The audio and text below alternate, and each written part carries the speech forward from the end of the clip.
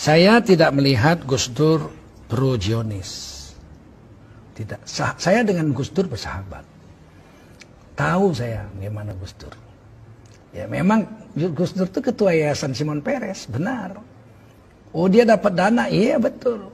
Untuk membuat hubungan diplomatik dengan Indonesia, dengan Israel, betul. Tapi kan sampai wafat dia nggak buat. Itu cerdasnya Gus Dur.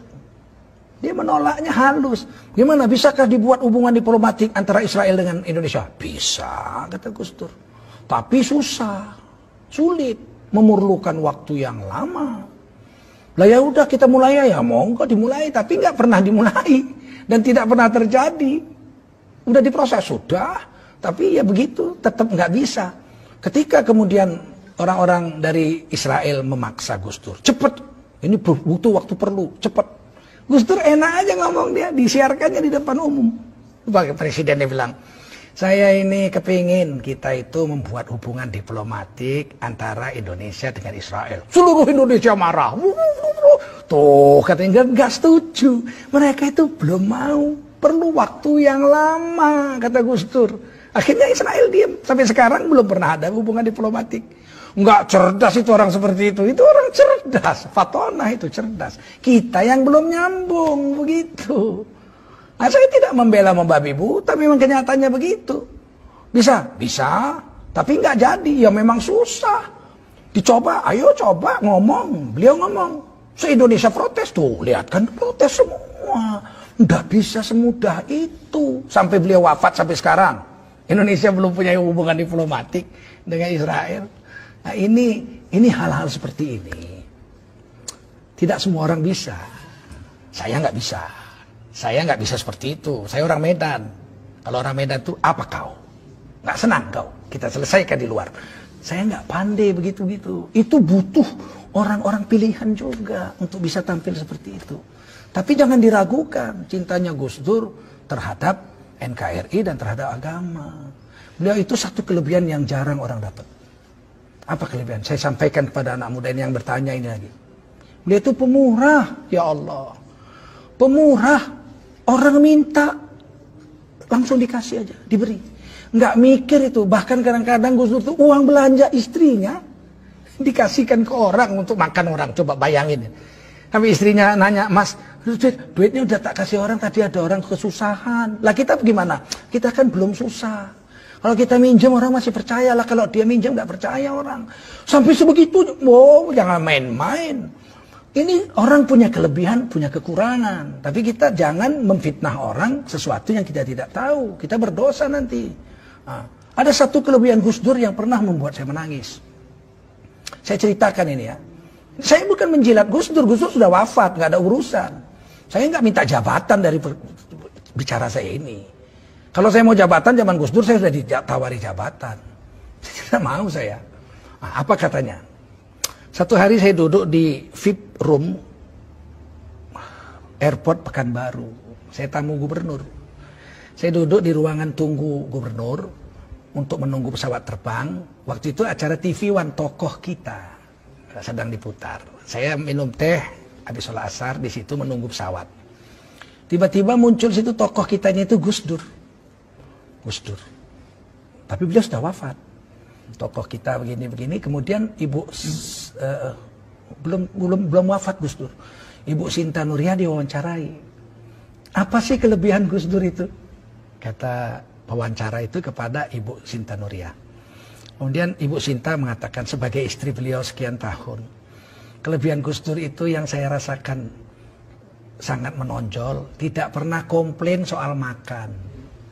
Kemudian nampaklah Gus Dur duduk di tempat tidur amben kecil begitu, pakai celana sedengkul, pakai kaos, makan. Nah, lauknya itu cuma ayam goreng paha sebuah, nggak ada sayurnya, nggak ada sambalnya, nggak ada kecapnya, nasi putih. Jadi nasi putih ayam, disendok nasinya ke mulut pakai sendok, ayamnya digraut pakai tangan.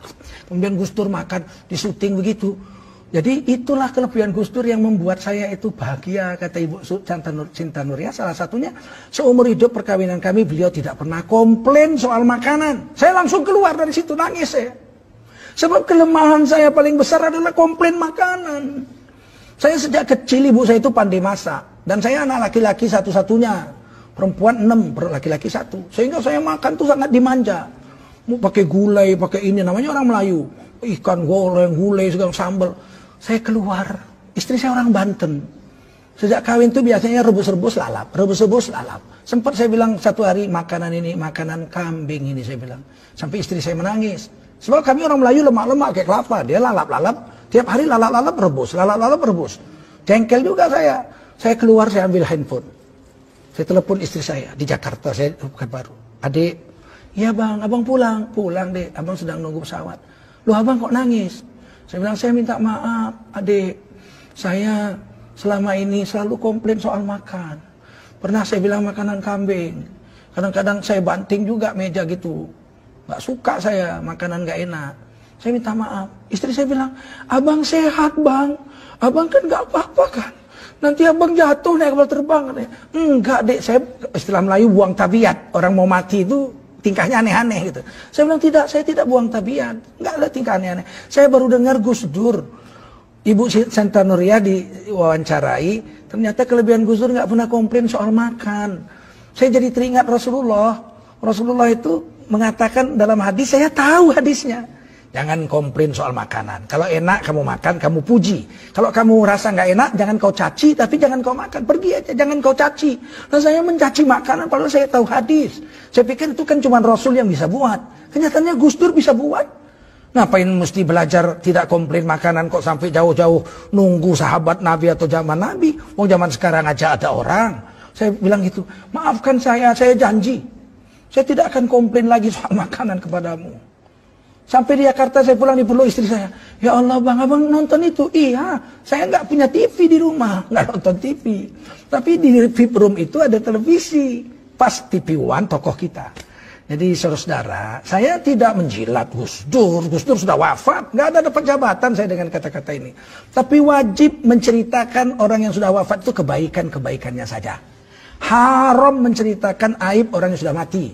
Karena orang yang sudah wafat itu telah sampai kepada perbuatannya. Kita ceritakan baik-baiknya aja. Nah, Gus Dur itu orang baik, cucu orang soleh, anak orang soleh. Nah, jadi demikian, mudah-mudahan ada manfaatnya pertemuan ini. Terima kasih atas pertanyaan saudari kita tadi. Dan semoga kita bisalah bersangka baik kepada tokoh kita, Ki Haji Abdurrahman Wahid atau Gus Dur. Ya, cucu daripada pendiri NU Nahdlatul Ulama Ki Haji Hasyim Asy'ari, yang memang kadang-kadang statement beliau atau perbuatan beliau itu tidak sampai ke akal kita kecuali kita bertanya kepadanya.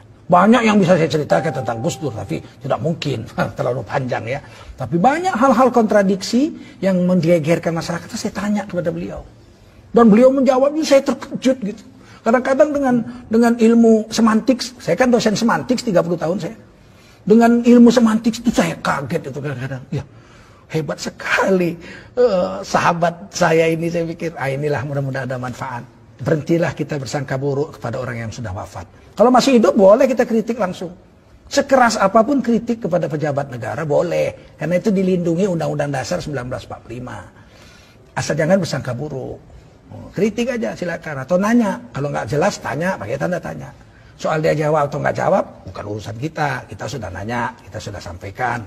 Kita tulis surat terbuka, biar dia baca, biar jawabannya dibaca orang. Dia jawab syukur, nggak dijawab kita sudah sampaikan kewajiban kita. Undang-Undang Dasar 45, Pasal 28 ayat 1, 2, 3 dan seterusnya menjamin tiap-tiap warga negara untuk berkumpul dan bersuara.